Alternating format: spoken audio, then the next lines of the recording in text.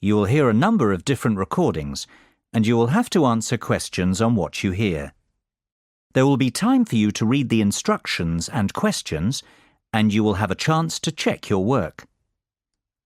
All the recordings will be played once only. The test is in 4 sections. At the end of the test, you will be given 10 minutes to transfer your answers to an answer sheet.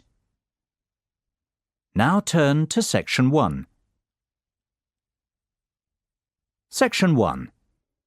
You will hear a telephone conversation between a travel agent and a school principal who is organising a school tour for a group of third-year students.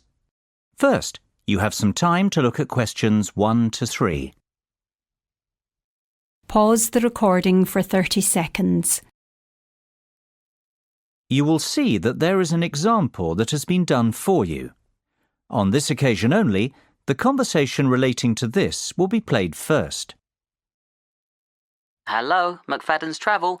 James speaking. How may I help you? Hi there. My name's Jonathan Presley, Principal of Sainsbury Secondary School. I am calling to ask about your early bird tour offer.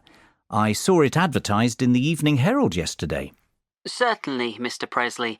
What would you like to know? Oh, please. Jonathan will be fine. Of course, Jonathan. How can I help you? Well, the first thing I'd like to know is, how long is your offer valid for? My third-year students are planning a holiday in early April. Will they qualify for the discount?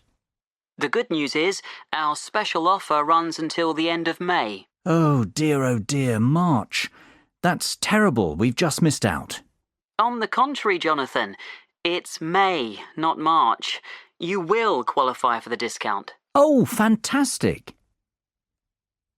The offer finishes at the end of May, so the answer is C. Now we shall begin. You should answer the questions as you listen, because you will not hear the recording a second time. Listen carefully and answer questions 1 to 3. Hello, McFadden's Travel. James speaking. How may I help you? Hi there. My name's Jonathan Presley, Principal of Sainsbury Secondary School. I am calling to ask about your early bird tour offer. I saw it advertised in the Evening Herald yesterday. Certainly, Mr. Presley. What would you like to know? Oh, please. Jonathan will be fine. Of course, Jonathan. How can I help you? Well, the first thing I'd like to know is, how long is your offer valid for? My third-year students are planning a holiday in early April. Will they qualify for the discount? The good news is, our special offer runs until the end of May. Oh dear, March. That's terrible. We've just missed out. On the contrary, Jonathan, it's May, not March. You will qualify for the discount. Oh, fantastic. And I'm only just getting started. The best news is yet to come. What do you mean? Well, tell me now, how many students are you planning to take on this tour? I expect there'll be about 45 students and 3 teachers accompanying them. Why? Are there any further discounts? There are indeed. We do a 25% discount on groups of up to 40 people. For you, we can offer an even better rate, a 50% discount. Wow! Is that on top of the 15% early bird discount? It most certainly is, which makes your total tour discount, 50 plus 15, 65%. Surely there's a catch. This is too good to be true. Well, there is a condition that you must choose your destination from a list we have selected. You can't book a tour to just anywhere in the world with this discount rate. I see. And would Madrid be on that list by any chance? I'm sorry to disappoint you, but we do not offer this rate on tours to Madrid. However, we have an excellent all-inclusive 7-day Barcelona tour which is available. How does that sound? Sounds interesting. What is the total cost per student? Let's see. It works out at £679 per person with the discount. The normal price is £1,940, so you are saving £1,261 per person. Hold on a moment. Let me get a pen to write some of this down. It's getting complicated. OK, how much will it cost per student? £679. And how much of a saving is that? £1,261. Barcelona sounds very good indeed. Tell me, what do you mean by all-inclusive? What does £679 get us? Before you hear the rest of the conversation, you have some time to look at questions 4 to 10. Pause the recording for 30 seconds. Now listen and answer questions 4 to 10. Well, that price covers flights, 3-star hotel accommodation and extras. James, I must say I'm very glad I called you this morning. This is a fantastic deal. It covers flights, accommodation and what else? Plus airport taxis, breakfast every morning, a city tour and theatre tickets. Great! And what about the teachers? The teachers can travel free of charge with the students. Well, I might just go on this tour myself. I've always fancied a trip to Barcelona. But for the children's sake, of course. Of course. Now, let's get to work on the booking. Exactly when were you planning to leave? The 7th of April, if possible. Yes, that's available. And can you confirm the exact number of students, please? It's either 44 or 45. Let me see. Yes, 45. Exactly 45 students. No, sorry. In fact, that's 46. I forgot about Jenny McCarthy. She sent her application in late, so it's not in the same pile as the rest. So that's the 7th of April and 46 students, correct? Yes, perfect. And 3 teachers. Is there a morning flight? Yes, your flight is at 7 a.m. on Monday the 7th of April. Arrive at the airport 2 hours before departure. The flight will take about 2.5 hours and you'll land at 10:30 a.m. local time. How does that sound? Sounds great. Can I give you my email address to confirm the rest of the details? Of course. It's jonathan.presley@sainsbury.com. That's JONATHAN.PRESLEY@SAINSBURY.com. And we'll pay by credit card if possible. That'll be perfect. What's your card number? It's 6676 6654 9743 1251. Expiry date 01 Jan 2015. And the name on the credit card? That's my own, Jonathan Presley. So £679 times 46 students. I'm going to charge £31,234 to your credit card. That's the total cost. Sounds fine. Great. Well, I think that's all we need for now, Jonathan. It's been a pleasure doing business with you. If you have any questions, please don't hesitate to give me a call. We'll be in touch next week to confirm the booking details. OK, and thank you very much for your help, James. Bye for now. Bye-bye, Jonathan. Speak soon. That is the end of section 1. You now have half a minute to check your answers. Pause the recording for 30 seconds. Now turn to section 2.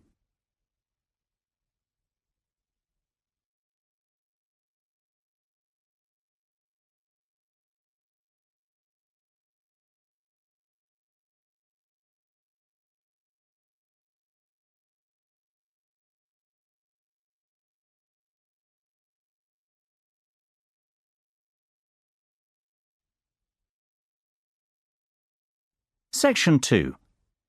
You will hear an extract from a talk about the history of motor racing.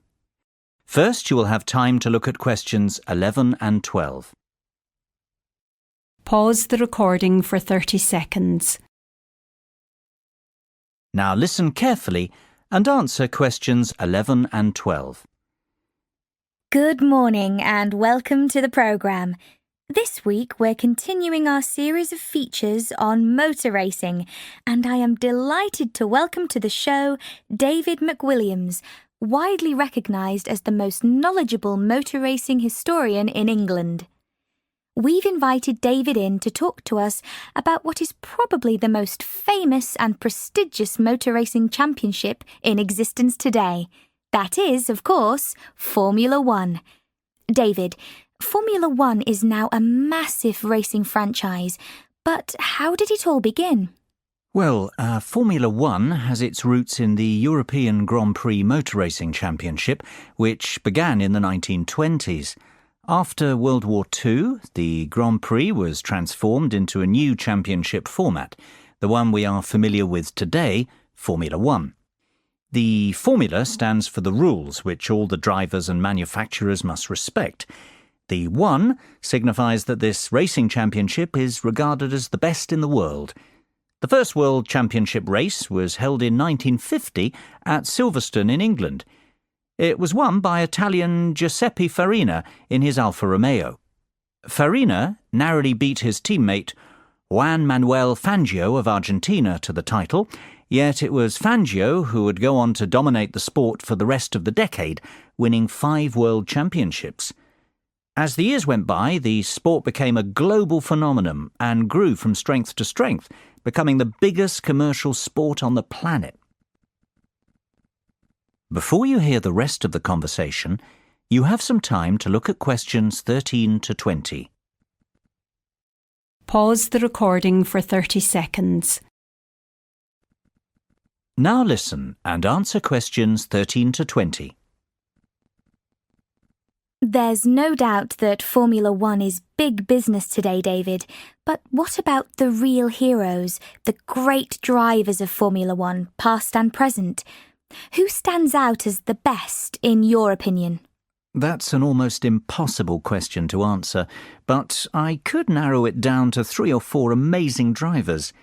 Take your pick from any one of them. I'll start with the Grand Master of Formula One, the great Fangio, who I've already mentioned. He dominated the sport throughout the 1950s, winning 5 titles in all, his first in 1951, his last in 57, a record that stood for 46 years. Indeed, he was the first multiple championship winner. Fangio was a fiery and spirited Argentinian who never gave up. His greatest moment came in winning the 1957 championship, when he came back from a disastrous pit stop to recover a 30-second deficit and take the championship on the last lap of the last race of the season. That was, of course, to be the last time he'd win the title. Another undoubted great is Brazilian Ayrton Senna. Senna won the world title 3 times, the first being in 1988, the last in 1991. Tragically, he died in a race crash the year after, to the dismay of millions of fans watching the race unfold live on TV.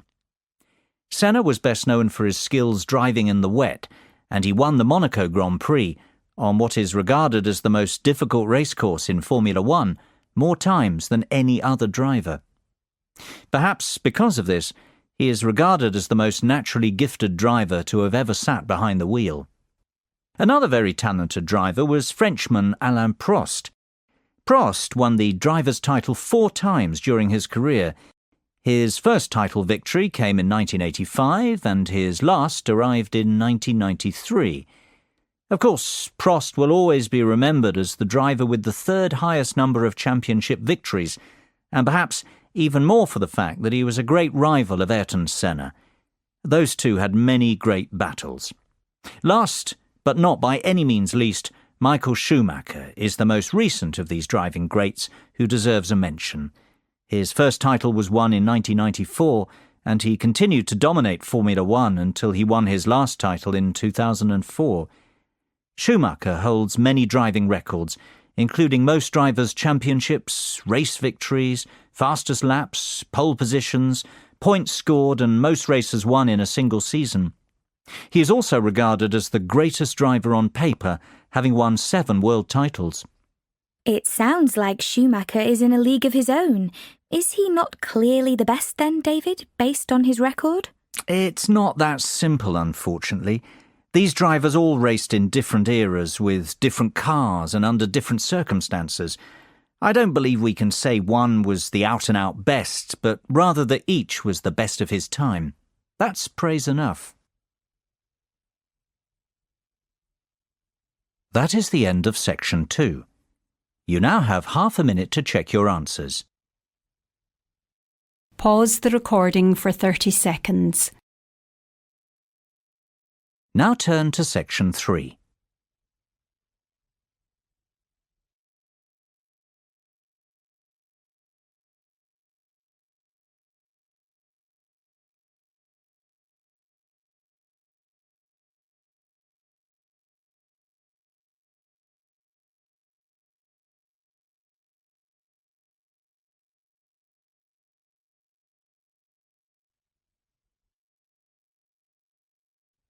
Section 3. You will hear 4 business colleagues discussing a takeover proposal. First, you have some time to look at questions 21 to 27. Pause the recording for 30 seconds. Now listen carefully and answer questions 21 to 27. So, let's go over this again. We don't want to make any mistakes, and we all need to agree we're making the right decision. Absolutely. We'd have to spend a lot of money to buy Biz Educators Inc., almost £10 million. So let's get this right, otherwise it'll be our necks on the line. Well, I for one think this is an excellent opportunity for our company to expand and break into a new market. I say we should go ahead with the takeover. At £10 million, Biz Educators is good value for money. OK, Dave, I know you're very much in favour of the acquisition. How about you summarise the plus points of this venture for us? Mark, you're less certain and you've highlighted some issues already. Will you summarise the downsides? I'd be only too happy to. Right then, Dave. Let's start with you. Why is this proposal so attractive? What are the upsides? It's simple economics. Biz Educators has a proven track record and is an industry leader. It is a well-respected company with a great name, has generated excellent goodwill, and has consistently made a gross profit of more than £500,000 per annum with a great shareholder return. Yeah, but what about the net profit? That's not nearly as high. In fact, last year it made a net loss of £100,000. Mark, that's only because it invested in a new manufacturing plant. That's a long-term investment to secure the company's future. In fact, it's a good thing, not a bad thing. It shows that the company has a clear and ambitious strategy going forward. Besides, a £100,000 loss is very small in real terms. It's hardly worth being concerned about. That loss will be clawed back within 2 years if the projected profits for 2012 and 2013 materialise. The forecast is for a net profit of £500,000 in 2012 and £1 million in 2013. The figures speak for themselves. This is a sound investment. I have to agree with Dave. Why are you so sceptical, Mark? I see where Dave is coming from, but we're overlooking some vital facts. First of all, this company wants to remain an independent entity. Hostile takeover bids are fraught with danger. We know from experience. Remember Davidsville Inc.? We spent a fortune researching that company and creating a workable business plan, only for the merger to fall through. Mark's right. It is always difficult to buy a company that doesn't want to be sold. Davidsville was a disaster. Continue, Mark. That's not my only concern. I'm also worried that Biz Educators is a production-based company. We have no experience running companies like that. Our market is investment banking and trading. We would have to hire outside managers to run Biz Educators for us. That's going to cost more money. Look, I'm not saying it can't be done. I'm just saying this is a high-risk venture. Plus, there's no synergy. Our business is totally different, so we can't save costs by combining departments. Well, we can certainly see that this decision is not straightforward by any means. Maybe, but we have to come to a conclusion soon. It's almost 5 o'clock. What's the hurry?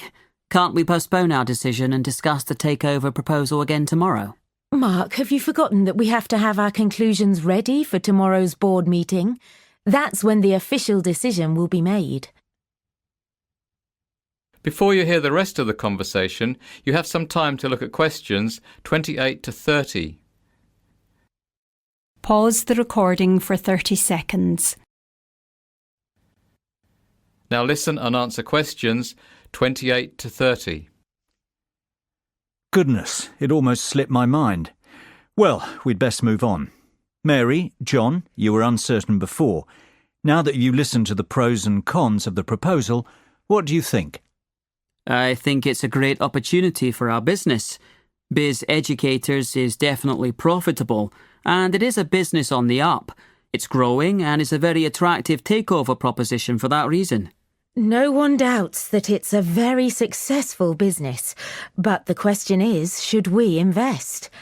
I say we should, provided we can guarantee the following. First of all, I would like assurances that the management of Biz Educators won't oppose us outright. That would make the bid too difficult. Secondly, I think we need to ask an independent mediator to broker the deal on our behalf. Last time we tried to negotiate our own takeover. It was a disaster, as Mark said. I agree, Mary. I'd also like us to carry out another audit of the company's books. In fairness, John, I don't think that's necessary. We've done a thorough audit already. It'll just cost more money. We must keep the deal secret until it goes through, though. If this gets leaked to the press, Biz Educators won't be happy. That will make the management even more hostile towards us. Good point, agreed. I don't think we need to be concerned about projected profit margins, goodwill or accounting issues. Biz Educators has kept very up-to-date account books. Great. Then we're all agreed. The takeover should go ahead provided we proceed cautiously. That is the end of section 3. You now have half a minute to check your answers. Pause the recording for 30 seconds. Now turn to section 4.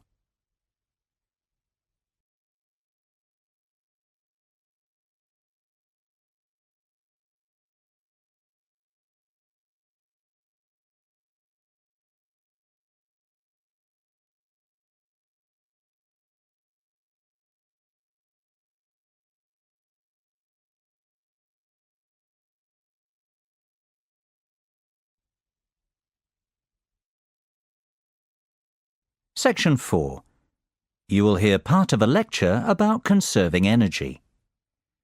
First, you have some time to look at questions 31 to 40. Pause the recording for 1 minute. Now listen carefully and answer questions 31 to 40. I'd like you to give a warm welcome to our guest speaker today, Dr. Sophia Martin from the Faculty of Science. Dr. Martin is an expert in energy conservation, and she's going to talk to us about ways we can conserve energy in the home. This is a very important subject, as the world we live in is facing dramatic and potentially destructive climate change as a result of our excessive wastefulness and aggressive exploitation of natural resources. Thank you for the kind words, Alice. You are quite right. We face an unprecedented climate crisis, and it is up to each and every one of us to do our bit to help stop global warming. Believe it or not, if we all took some simple steps, we could dramatically reduce our carbon footprint and help protect the environment. It is not a cliché. It is not silly nonsense talk.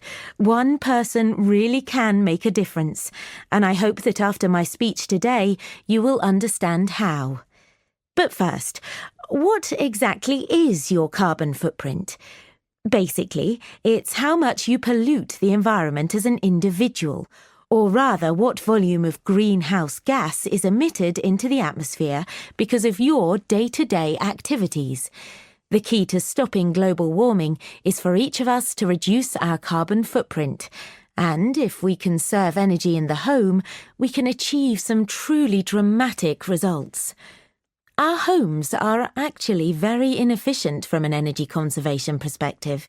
Indeed, more than 65% of all homes aren't insulated enough. This means that they lose heat and that homeowners waste a lot of energy, not to mention money, on heating during winter. So, the first step is to fit adequate insulation in the attic and outer walls of your home. This can reduce your heating bills by as much as 25%. What's more, the government offers grants to people who want to have their homes re-insulated, so it isn't a very expensive process, and you will probably recoup your investment within a couple of years. I would encourage everyone to consider this course of action. Both your wallet and the environment will thank you. Believe it or not, there are even simpler things we can do. For a start, never paint your interior walls in dark colours. Dark colours absorb heat. Therefore, you will waste more energy trying to keep your home warm. Always use light colours on interior walls. Did you know a dishwasher that is 50% full uses almost the same energy as one that is 90% full? The moral of the story is to wait until your dishwasher is packed before switching it on. It'll save you and the environment. The same is true of most household appliances, so try to use them only when necessary.